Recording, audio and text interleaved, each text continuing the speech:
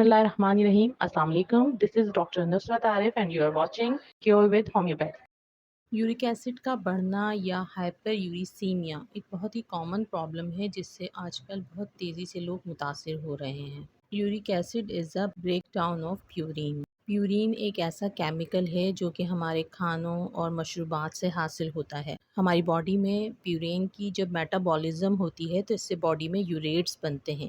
اگر ہماری ڈائٹ میں پیورین کی جو مقدار ہے وہ زیادہ ہو جائے تو یوریٹ زیادہ مقدار میں بننا شروع ہو جاتے ہیں، اور یوریٹ کی زیادتی کی وجہ سے، اس کی ڈپوزیشن کی وجہ سے یوریٹ کرسٹلز جو ہیں وہ ہمارے جوائنٹس میں جمع ہونا شروع ہو جاتے ہیں۔ لازمی نہیں ہے کہ یورک ایسڈ بڑھنے کی وجہ صرف پیورین رچ ڈائٹ کا استعمال ہی ہو یا بہت زیادہ یورک ایسڈ کنٹین ڈائٹ کا ہماری باڈی میں انٹیک ہو رہا ہو، بلکہ اس کی ایک وجہ یہ بھی ہو سکتی ہے کہ کڈنی جو کہ یورک ایسڈ کو باڈی سے نکالتی ہے، اگر وہ اپنا کام صحیح طرح نہیں کر رہی ہے اور باڈی سے یورک ایسڈ کا جو اخراج ہے وہ صحیح طرح نہیں ہو رہا تو یورک ایسڈ کا لیول جو ہے وہ ہماری باڈی میں بڑھنا شروع ہو جائے گا۔ زیادہ تر یورک ایسڈ جو ہے وہ ہمارے بلڈ میں شامل ہو کر کڈنی سے گزر کر یورین کے ذریعے باڈی سے باہر نکل جاتا ہے۔ دیٹ مینس اگر ہماری باڈی میں یورک ایسڈ جو ہے وہ زیادہ مقدار میں ہے اور اس کا اخراج جو ہے وہ کم ہو رہا ہے تو اس سے ہم ہائپر یوریسیمیا کا شکار ہو جاتے ہیں۔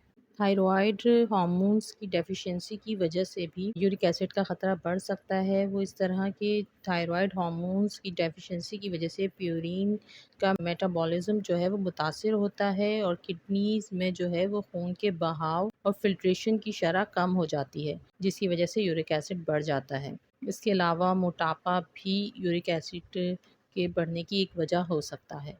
اگر آپ کی فیملی ہسٹری میں ہائپر یوریسیمیا کے پیشنٹ موجود ہیں یا آپ کو ایسا لگتا ہے کہ آپ ہائپر یوریسیمیا سے متاثر ہو سکتے ہیں تو آپ کو پھر کچھ پریکاشنز وغیرہ کرنی چاہیے، جیسے کہ آپ ریڈ میٹ اور آرگن میٹ کا استعمال کم کریں۔ آرگن میٹ میں جیسے liver, heart, brain, intestine, kidneys وغیرہ شامل ہیں۔ آپ ان چیزوں کا استعمال کم کریں اپنی ڈائٹ میں، اور تمام قسم کی جو میٹھے مشروبات ہوتے ہیں ان کا استعمال کم کریں۔ نیچرل اور آرٹیفیشل شوگر کو کم کریں اپنی ڈائٹ میں۔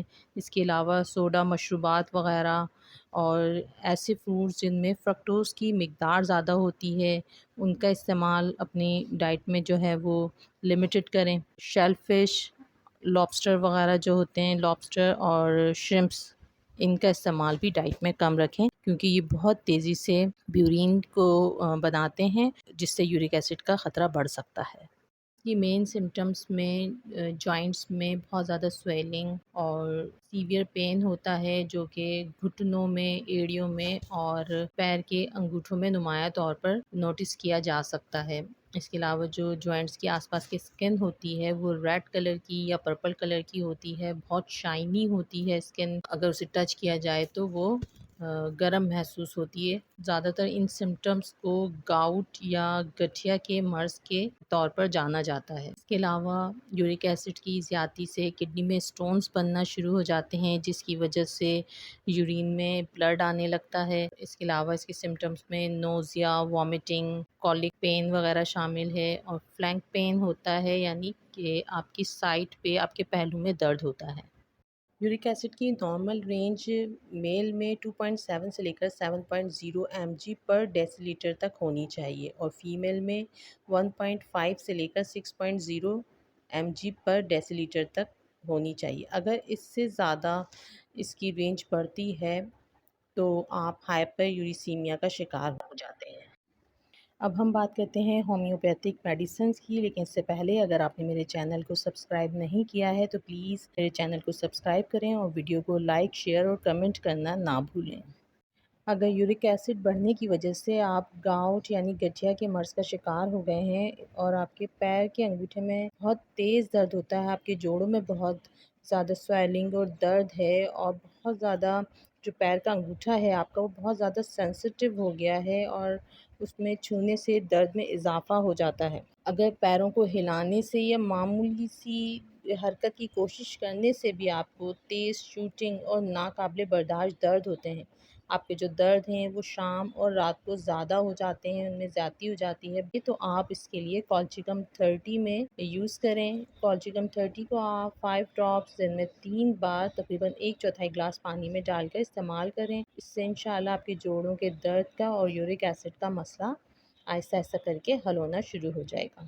اگر یورک ایسڈ بڑھنے کی جو سمٹمز ہیں وہ یورین میں ظاہر ہونا شروع ہوں اور یورینری ایگزامن اگر کروایا جائے تو اس میں یورک ایسڈ کی مقدار اگر بہت زیادہ آئے اور اس کی وجہ سے اگر یورک ایسڈ کی جو کرسٹلز ہیں وہ کڈنیز اور یورینری ٹریکٹ میں ڈپازٹ ہونے کی وجہ سے پتھری کے بننے کے چانسز بھی بڑھ جاتے ہیں، تو ان تمام سمٹمز کے ساتھ اگر آپ کو بہت زیادہ جوڑوں میں درد ہے، آپ کے کریکنگ سینسیشن ہوتی ہے ہڈیوں میں جیسے کہ ہڈیاں چٹک رہی ہوں، پیر کے انگوٹھا جو ہے اس میں سوجن اور درد کی وجہ سے پیروں کو حرکت دینے میں دشواری ہوتی ہو، گھٹنے کے جوڑ میں درد اور کریکنگ فیل ہوتی ہو جو کہ گھٹنے کے جوڑ میں بھی یوریٹ کرسٹلز کے ڈپازٹ ہونے کی وجہ سے ہو سکتی ہے، تو ان تمام سمٹمز کے ساتھ جو ہے آپ کو بینزوئک ایسڈ 30 میں یوز کرنی چاہیے۔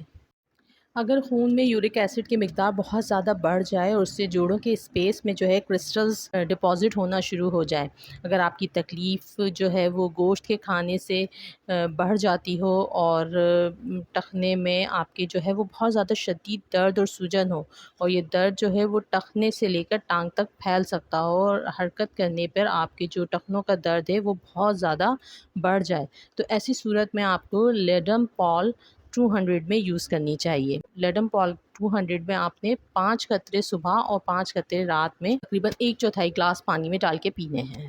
اگر آپ کافی عرصے سے یورک ایسڈ کے ہائی ہونے اور اس سے پیدا ہونے والی تکالیف کا شکار ہیں، یعنی آپ کی کرونک کنڈیشن ہے، تو اس کے لیے آپ کو گوائکم مدر ٹنکچر میں یوز کرنی چاہیے۔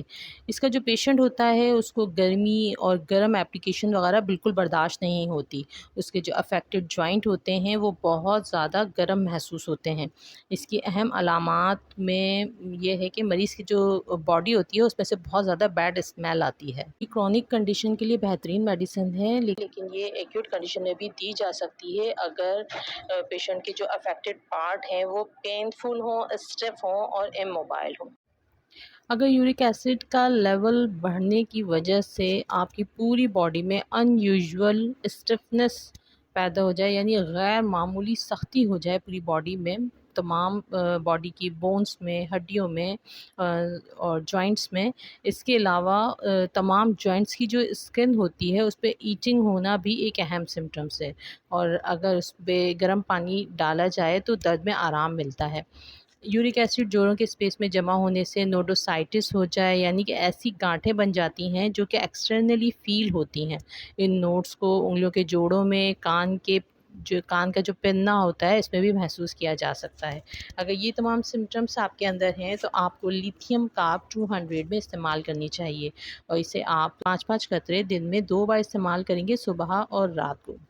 ایک اہم بات کہ بھنڈی جو ہے وہ جوڑوں کے لیے بہت ہی فائدہ مند سمجھی جاتی ہے اور جوڑوں کے درد کے لیے استعمال کی جاتی ہے، لیکن اگر آپ کو جوڑوں کا درد گاؤٹ یعنی گٹھیا کی وجہ سے ہے یا یورک ایسڈ بڑھنے کی وجہ سے اگر آپ کو جوائنٹس پین ہوتا ہے تو آپ بھنڈی کا استعمال بالکل نہ کریں، یہ آپ کی تکالیف کو مزید بڑھا دے گا، کیونکہ بھنڈی میں جو ہے پیورین کی مقدار زیادہ ہوتی ہے اور یہ یورک ایسڈ کی جو مقدار ہے اس کو بڑھا سکتی ہے۔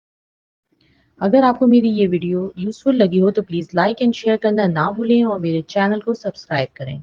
اگر میری بتائی ہوئی میڈیسن سے آپ کو فائدہ ہو تو آپ پلیز کمنٹ کر کے ضرور بتائیے گا۔ اللہ پاک ہم سبھی کو صحت اور ایمان والی زندگی عطا فرمائے۔ اپنا اور اپنے پیاروں کا خیال رکھیں۔ Take care. اللہ حافظ۔